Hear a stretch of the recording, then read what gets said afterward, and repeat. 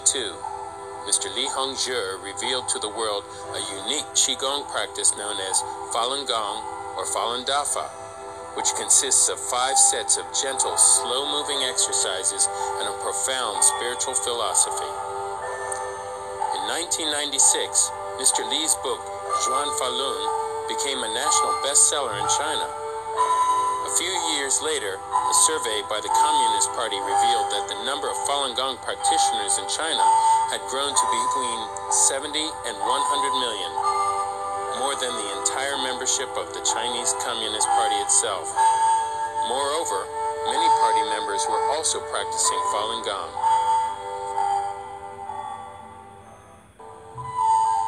Falun Gong is deeply rooted in traditional Chinese culture.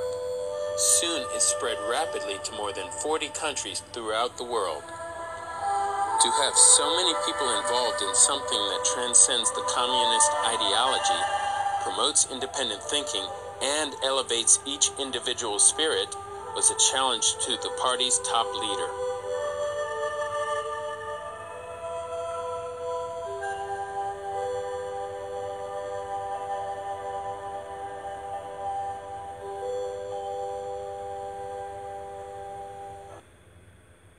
On July 22nd, Communist Party leader Jiang Zemin proclaimed that Falun Gong was now illegal and that henceforth any citizens who practiced Falun Gong, petitioned or appealed for Falun Gong, or assembled together with others for the purpose of exchanging and spreading information about Falun Gong would be arrested and punished.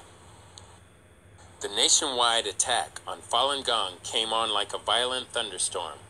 It was compared by many old-timers to the Cultural Revolution launched by Chairman Mao over 30 years ago, during which time many innocent citizens had their human rights abolished and were treated like enemies of the state.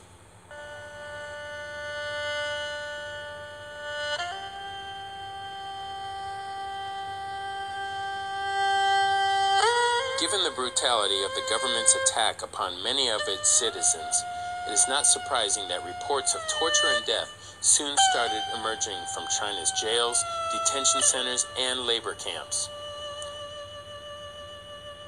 On April 20th, 2000, the Wall Street Journal reported from Weifeng, China, the day before Chen Shiji died, her captors again demanded that she renounce her faith in Falun Dafa.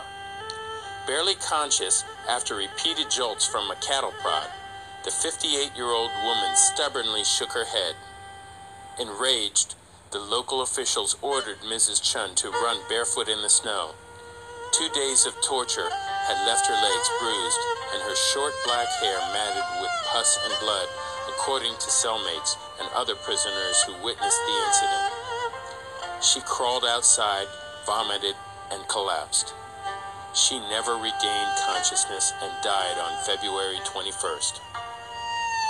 Liu Youfeng, 64, was a retired worker from Guangdong City. On the morning of July 18, 2000, Liu was detained because he took part in a group practice session at Huilong Mountain. On July 23rd, Liu died from being severely beaten and tortured. An autopsy reveals cuts and bruises on his face and black and blue marks left by electric shocks on his throat, chest, and legs. His ribs on both sides were fractured.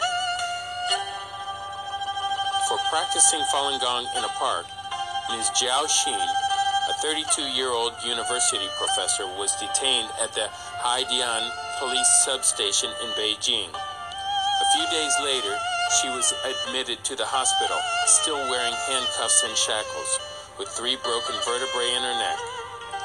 She suffered from extreme pain for 6 months before she died.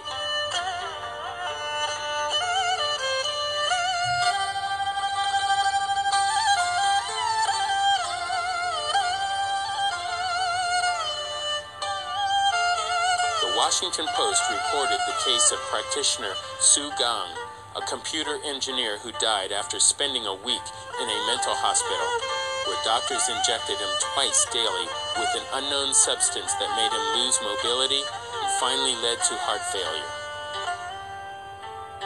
From AFP News, On June 28, 2000, Jiao Xinli, a military officer, was placed in a mental hospital in Beijing and injected with a drug which damaged his nervous system.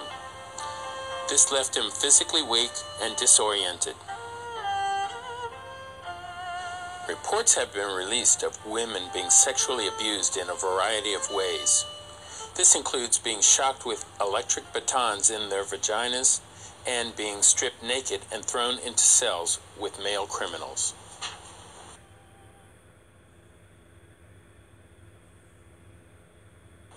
The Falun Gong crackdown is not limited to Chinese nationals.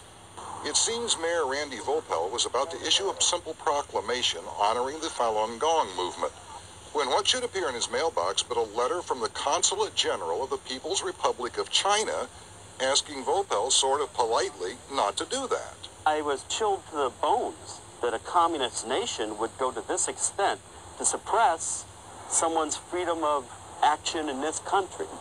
That's what really bothered me. Australian citizen Jiang Sui-ying was detained for 8 months because she went to China to appeal during the annual meeting of the People's Congress. While in jail, she was forced to work more than 10 hours a day and suffered humiliation in front of male guards.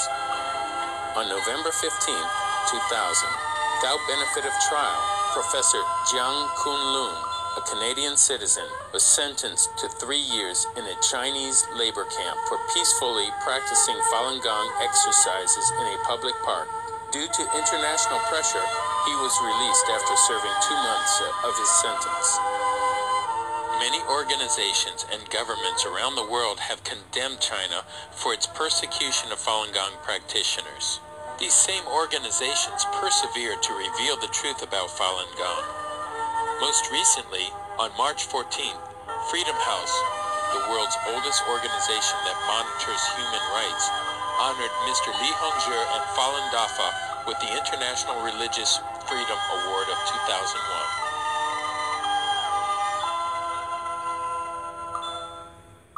Despite these gallant efforts, the persecution still continues.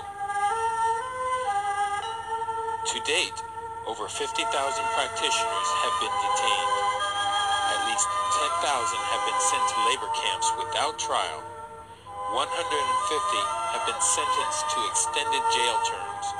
Over 1,000 have been illegally sent to be tortured in mental hospitals. 172